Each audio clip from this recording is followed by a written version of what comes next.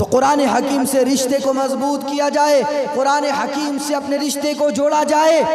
और इसी कुरान हकीम का तज़किरा वेदों के अंदर भी मौजूद है। क्या कहा गया वेद के अंदर? संकल्पि शुद्धम शलोके शरदा शराशताधिकम शर्वाशास्त्रम शूरति मनोहरम। आखिरी किताब जिसको अंतिम महर्षि के ऊपर अवतरित किया जाएगा, आखिरी किताब जिसको मोहम्मद के ऊपर नाजिल किया जाएगा, संकल्प शुद्धम शलोके शरदः शराशताधिकम शर्वाशास्त्रम शूरति मनोहरम। उस किताब के अंदर 6666 मंत्र मौजूद होंगे। और कुरान हकीम खोलिए, 6000 या कमो बेश आयतें कुरान हकीम के अंदर मौजूद हैं।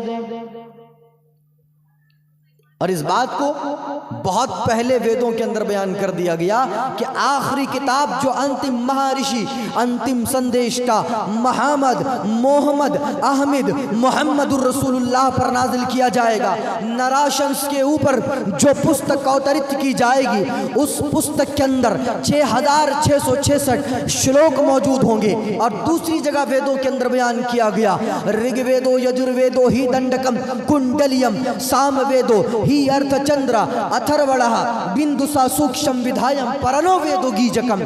जी कहा गया ऋग्वेद यजुर्वेद अथर्ववेद सामवेद, ये 4 वेदों का तस्करा किया। और 4 वेदों के तस्करे के बाद में वेद व्यास जी ने कहा यजुर्वेदो ही दंडकम कुंडलियम सामवेदो ही अर्थचंद्र अथर्वणः बिंदुसा सूक्ष्म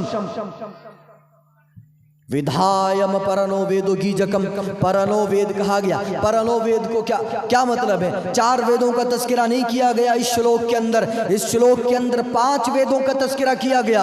हमारे हिंदू भाइयों को पूछिए, कश्मीर से लेकर के कन्याकुमारी तक जितने पंडित मौजूद हैं, सारे पंडितों से पूछा जाए, ओ भाइयों जरा बताओ तुम्हारी वेद की किताबें कितनी है? कहेंगे वेद की किताबें 4 हैं। लेकिन एक श्लोक से मालूम होता है कि वेद की 4 किताबें नहीं, बल्कि वेद 5 किताबें बयान की गई वेदों के अंदर। ऋग्वेद यजुर्वेद अथर्ववेद सामवेद और एक परनोवेद कहा गया। सवाल ये पैदा होता है, ये परनोवेद को छुपाया क्यों गया? ये परनोवेद का तस्करा कोई पंडित करता क्यों नहीं है? इस परनोवेद के बारे में कोई हिंदू भाई विचार क्यों नहीं करता? इस परनोवेद के बारे में बातें क्यों नहीं होती है? जवाब इसका यह है कि जिस परनोवेद का तस्करा वेदों के अंदर किया गया है, उस परनोवेद के बारे में हमारे हिंदू भाइयों ने घोटाला किया, उस परनोवेद के बारे में बेईमानी की, उस परनोवेद के बारे में छुपा करके रखा उसकी मालूमात और उसकी जानकारी को। ये परनोवेद क्या है? कुरान का क्या माना? कुरान दरअसल करा यकरऊ से है, जिसके माना है पढ़ी जाने वाली किताब। कुरान उस किताब को कहा जाता है जिसको बार बार पढ़ी जाती है, जिसकी तिलावत बार बार होती है। और वेदों के अंदर बयान किया गया परनो वेदो की जकम, 5वां जो वेद है वो परनो वेद है, यानी ऐसी वेद की किताब, ऐसा वेद का पुस्तक जिसको बार बार पढ़ा जाता है, जिसका वर्णन बार बार किया जाता है, जिसको बार बार पढ़ करके लोगों के सामने बयान किया जाता है। और दुनिया के अंदर मेरा दावा है और मेरा ये चैलेंज है कि जिस तेजी के साथ कुरान हकीम को पढ़ा जाता है और जिस कसरत के साथ कुरान हकीम की तिलावत होती है, मेरा दावा है पूरी दुनिया के अंदर किसी किताब की तिलावत उतनी कसरत से नहीं होती है, किसी किताब की नहीं होती। हमारे हिंदू भाइयों को 2 4 5 मंत्र रट लेते हैं और वही पंडित बने फिरते हैं। एक पंडित साहब मिले, चंदा मांग रहे थे, कोई मंत्र पढ़ रहे थे, तो बोले पंडित जी जरा बताइए ये जो मंत्र पढ़ रहे हैं ये कहाँ पर मौजूद है? वो अजीब किताब का नाम ले, बोले फुला पुराण के अंदर मौजूद है। 18 पुराण इनकी किताबें हैं।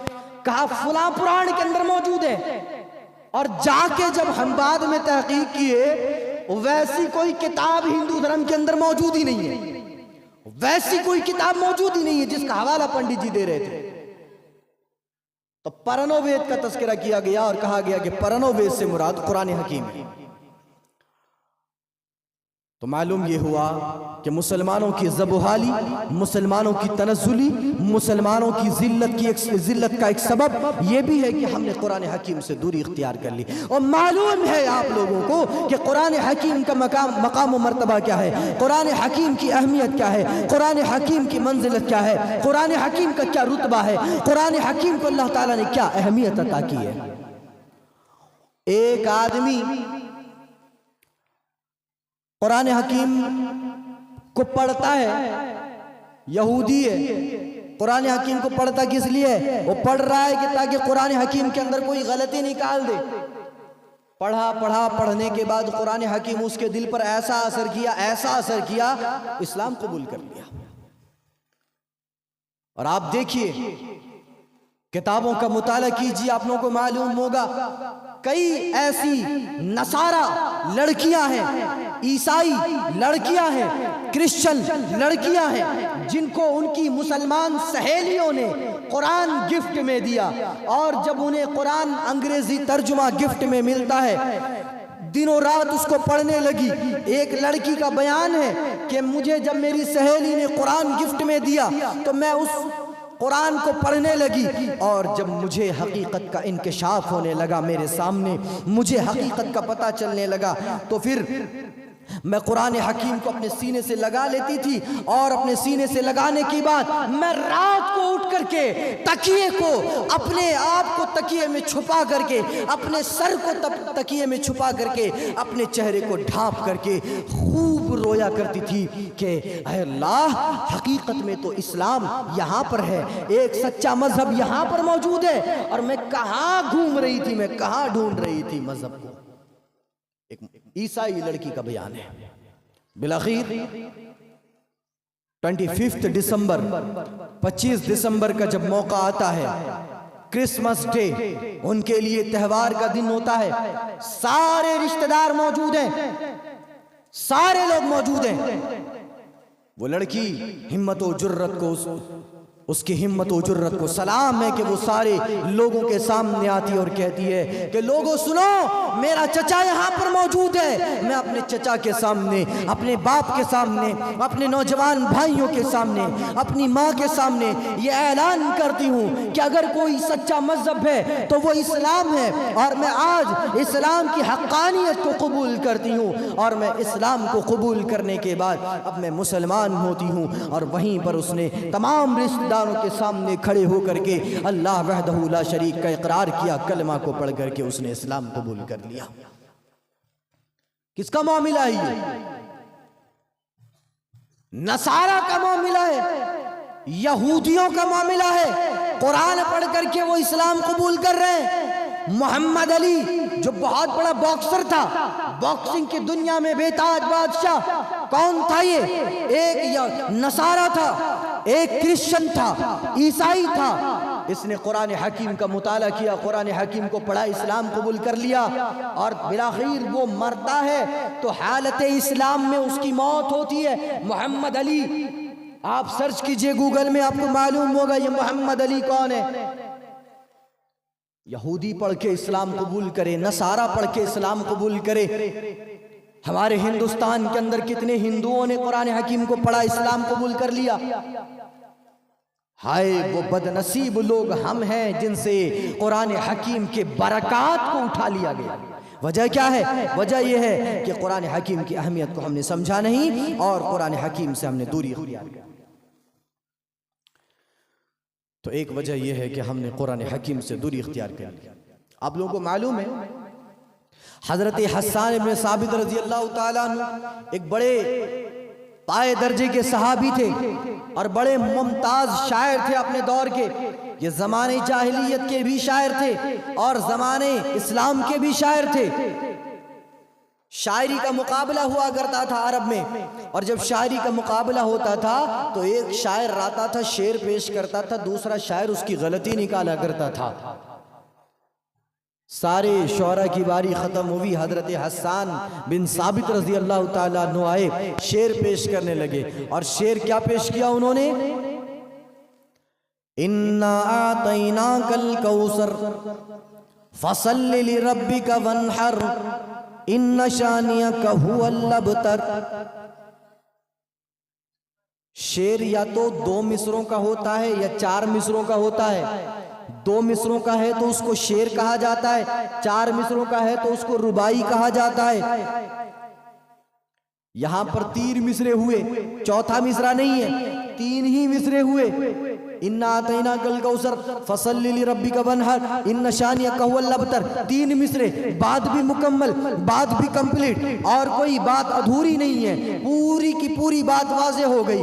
शुआरा परेशान, ये कैसा शेर हस्सान पेश कर रहा है। अरे बात भी मुकम्मल है, 3 मिसरों का है और इसमें गलती भी नहीं निकाली जा रही है। चलो फैसला किया जाए, किसको इनाम दिया जाएगा। फैसला हुआ हजरत हस्सान बिन साबित को इनाम दिया जाए। एक शायर मजलिस में खड़ा हुआ, एक शायर महफिल में खड़ा हुआ।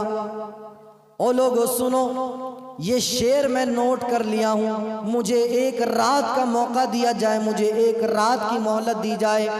ये मैं अपने घर ले जाता हूं और घर ले जाकर के मैं 1 रात का टाइम मांगता हूं, दूसरी सुबह आकर के मैं इसमें गलती निकाल दूंगा। लोगों को नहीं मालूम कि ये कुरान पाक की आयतें हैं, लोगों को नहीं मालूम कि ये कुरान पाक की आयतें हैं। कुरान हकीम का एक छोटी सी सूरा है। वो शायर बैर कैफ उन आयतों को लेकर के घर चला जाता है, रात भर चिराग जला करके उन आयतों पर गौर व फिक्र करता है। वो सोच रहा है कि क्यों इसमें गलती नहीं निकल रही है, गलती निकालने की कोशिश करता है, खुद फंस जाता है। क्या किया जाए, बिलाखिर वो सुबह हाजिर होता है। हाजिर होने के बाद कहता है, ओ लोगों सुनो, मैंने इस शेर पर कोई गलती नहीं निकाली, मैं निकाल नहीं पाया। इस शेर के अंदर मैंने कोई नुक्स नहीं देखा, लेकिन 1 मिसरा जो बाकी था, 4 मिसरों का जो शेर हुआ करता है, मैंने 1 मिसरा उसके आगे बढ़ा दिया है। लोगों ने कहा कि कौन सा मिसरा है जिसको तुमने हस्सान के शेर के आगे बढ़ाया है। वो शायर कहने लगा, इन्ना आतैना कल कौसर फसल्ली लिरब्बिका वनहर इन्न शानियक हुवल अबतर मा हाज़ा कलामुल बशर। लोगों सुनो, ये किसी बशर का कलाम हो ही नहीं सकता, ये किसी इंसान का कलाम हो ही नहीं सकता, ये किसी इंसान की बात हो ही नहीं सकती, ये किसी इंसान का नुत्क़ और ये किसी इंसान का कलाम नहीं हो सकता, ये अल्लाह रब्बुल आलमीन का कलाम है। हजरत हस्सान बिन साबित कहने लगे, तंजीलुम मिर रब्बिल आलमीन, ये तो अल्लाह रब्बुल आलमीन की तरफ से नाजिल करदा आयतें हैं। कुरान हकीम की अहमियत को समझ रहे हैं? कुरान हकीम कितना पावरफुल, कितनी पावरफुल किताब है, ये बात आप लोग समझ गए होंगे। अब चलिए थोड़ा सा आगे बढ़ते हैं, एक और वजह देख लेते हैं। पहली वजह, बार बार मैं दोहरा रहा हूं, पहली वजह तौहीद के अंदर खामी आ गई, तौहीद के अंदर खलल आ गई, तौहीद के अंदर हमारे मिलावट आ गई, हमने तौहीद के अंदर आमीज़श कर ली शिर्क की, इसीलिए मुसलमान तनज़ुली का शिकार है। दूसरी वजह, इत्तिबाए रसूल की मुखालिफत कर ली, सुन्नत रसूल की मुखालिफत कर ली, इस वजह से भी हमारे अंदर परेशानियां, हमारे ऊपर परेशानियां मौजूद हैं। एक तीसरी वजह जो मैंने बताई, कुरान हकीम से दूरी। एक चौथी वजह, शरीयत की नाफहमी,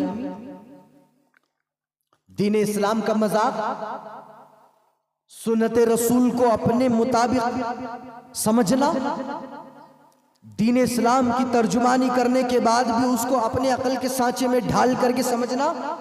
उलमा मर गए, उलमा घास चरने चले गए।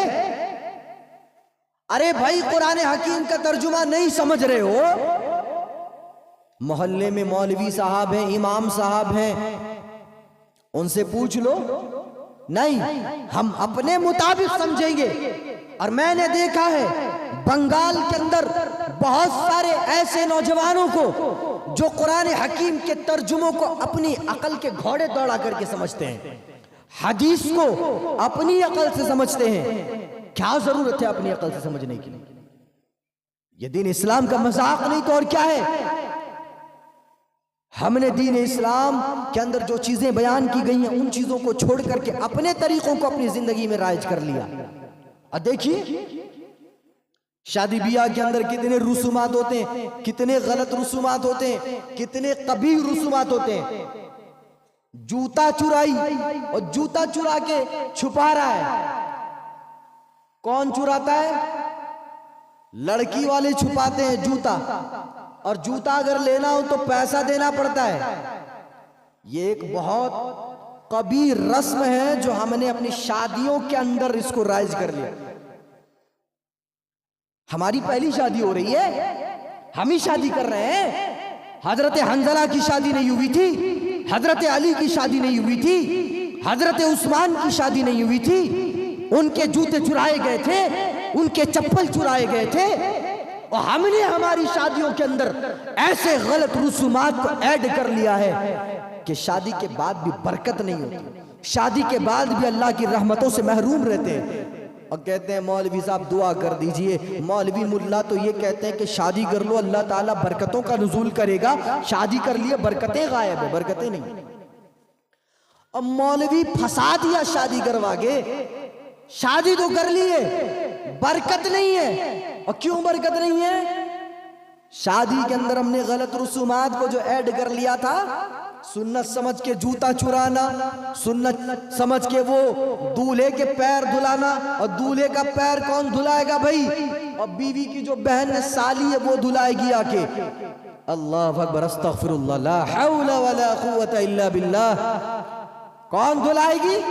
साली आके दूल्हे का पैर धुलाएगी। और वो दूल्हे का पैर धुलाते धुलाते वो नोचेगी, काटेगी, चूंटी काटेगी, उंगलियों को मरोड़ेगी। और भाई पैसे निकालो, 1000 रुपया निकाला, नहीं आजकल चलने वाला नहीं, 2000 निकालो, 3000 निकालो। और जब तक 5-6 हजार, 8-10 हजार नहीं निकल लेते, तब तक उसकी उंगली को मरोड़ मरोड़ के बेचारे को दर्द पहुंचा देते हैं। ये रसूमात, ये कबीह रसूमात हमने अपनी शादियों के अंदर ऐड किया कि नहीं किया? और कहते हैं शादी के बाद बरकतें नहीं हो रही है। हमारी तनस्सुली और हमारे जलील होने की वजह यह भी है कि रसूल की सुन्नत के मुताबिक हम अपने मामलात, अपने इबादात, अपने आदत और अतवार को नहीं रखते। अब देखिए,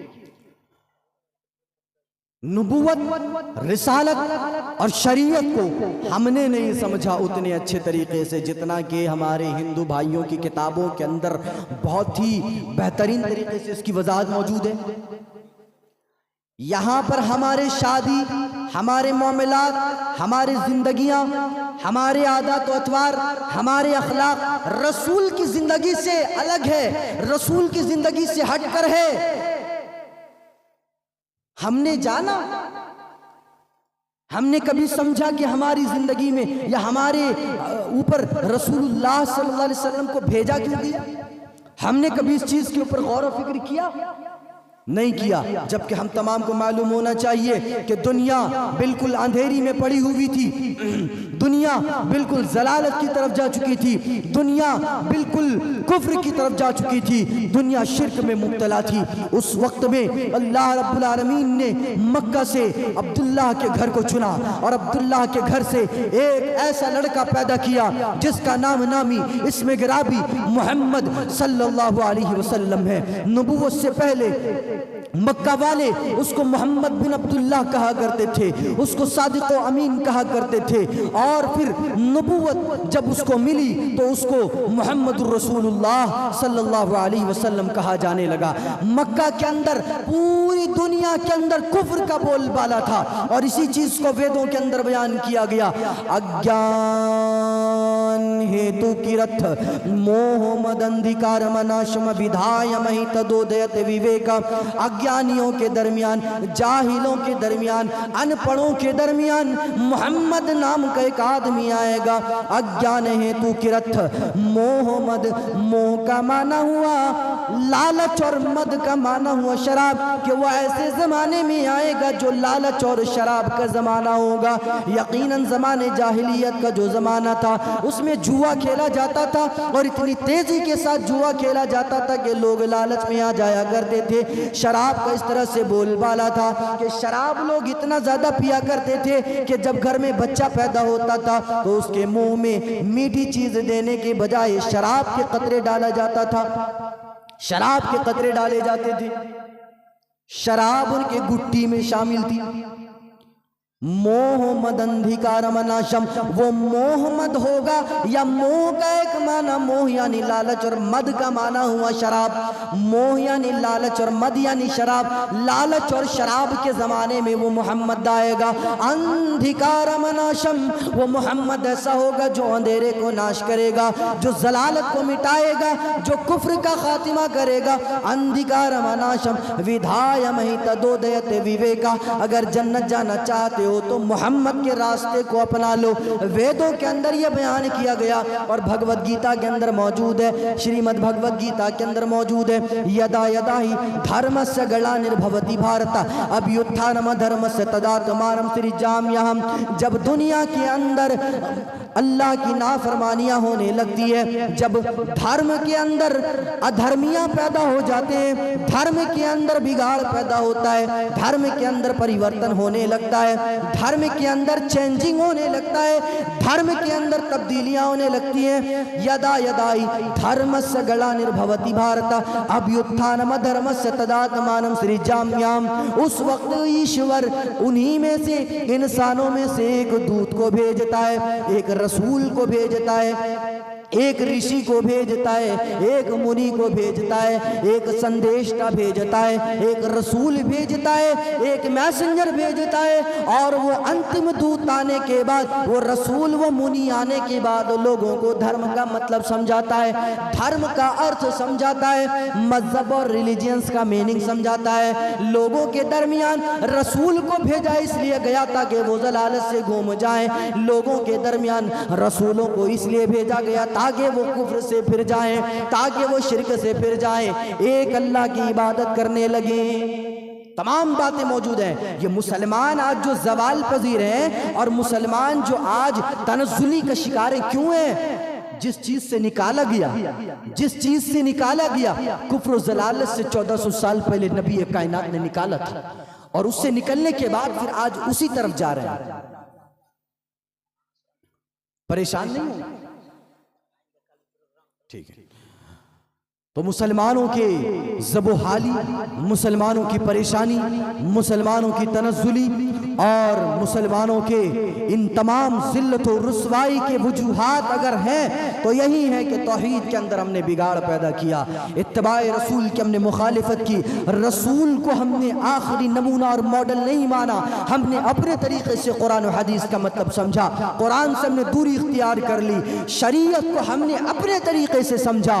और हमारे जिंदगी के जो मामलात होते हैं जिनके बारे में नबी कायनात सल्लल्लाहु अलैहि वसल्लम ने कहा कि लोगों देखो, ये मामला करना आसानी के साथ करना, ये मामला करना शरीयत के मुताबिक करना, ये मामला करना इस्लाम के मुताबिक करना, ये मामला करना कुरान के मुताबिक करना, ये तरीका अपनाना हदीस के मुताबिक अपनाना, ये सारी चीज़ें बयान कर देने के बाद हमने रसूल की इताअत इत्तिबा की मुखालिफत की, उनके फरामीन की मुखालिफत की। यही वजह है कि मुसलमान आज परेशान हैं। अगर चाहते हैं कि वही बुलंदी हासिल हो जाए, अगर चाहते हैं कि वही हुकूमत हासिल हो जाए, अगर चाहते हैं कि वही हुक्मरानी हासिल हो जाए, तो ज़रूरत इस बात की है कि इन तमाम चीज़ों पर नजर सानी की जाए, इन तमाम चीज़ों के अंदर इस्लाह पैदा किया जाए। मेरे प्यारे साथियों, आप लोगों को मालूम होना चाहिए कि जब हजरत उमर किसी कौम पर हमला बोलते, किसी कौम पर हमला करते या जंग के मैदान में आमना सामना किसी दूसरे कौम वालों से होता था,